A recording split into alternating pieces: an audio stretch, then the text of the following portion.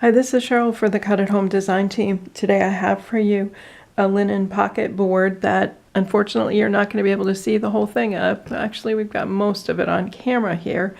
It's a little bit tall, so unfortunately we can't show a lot, but it features the Heartfelt Creations Butterfly Medley collection. Let me show you a couple of the stamp sets from that collection. They're absolutely beautiful. The flower this time is Botanical Rose. So there's some pretty flowers there. And there's lots and lots of butterflies. This is the Butterfly Medley stamp set, which there's dies for all of this, as well as Botanical Wings, which has a few other butterflies. So it creates a lot of interest for this particular project. I use the Botanical Rose dies in a little bit different way in making my little flowers down here. And I have different of the butterflies from the collection all the way throughout the board. Again, I think you're going to have to take a look at my blog post to fully see what's going on with the entire board and the butterflies and that sort of thing. It's just really, really hard to show a big project like this and then get you back to the detail level to show you how I did things. My flowers here are done using something a little different for me. It's using a deli paper. This is what it is. I know you've all seen it before. Get it at the deli or the bakery, something like that. But it works perfectly for creating these flowers. Then I just sponged a little color on. So let me show you how I built those. In cutting them out, you'll cut them just like anything else. You'll just need to cut more because you're going to need lots and lots of layers. Here's my die for the Botanical Roses. And so it's a convenient die to use. I cut at least 4 layers at a time. And so that saves a lot of time. Again, it cuts better if you have more layers when you've got the really, really thin stuff. This is what one little flower out of that deli paper looks like. It's very, very thin. This is my flower, sort of basic and assembled. To show you how I assembled that, I'm going to show you with some regular cardstock in a color because otherwise you'll just never see that deli paper at all. So I start with the largest flower at the base.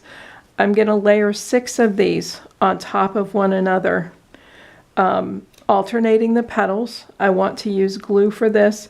I've got my little tiny bottle here, but that's the Scotch Quick Dry adhesive, the one we like so well because it adheres so quickly to papers.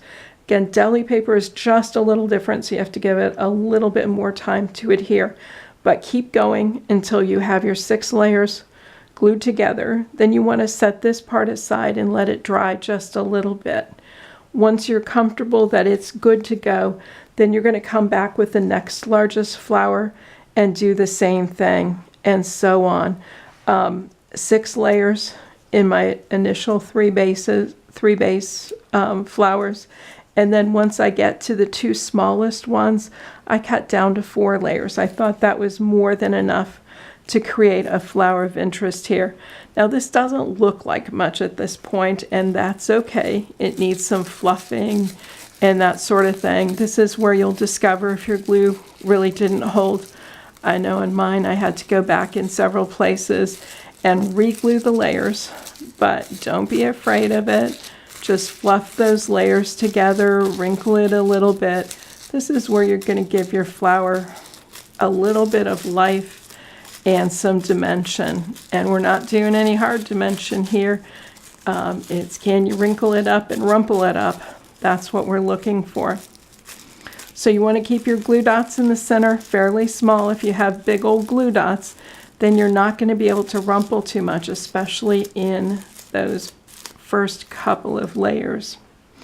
Now that I've got some rumpling done, I'm using Prima chalk edgers, but you could use really any inks that you have. I'm just going to add a little color to the edges of my flowers using that.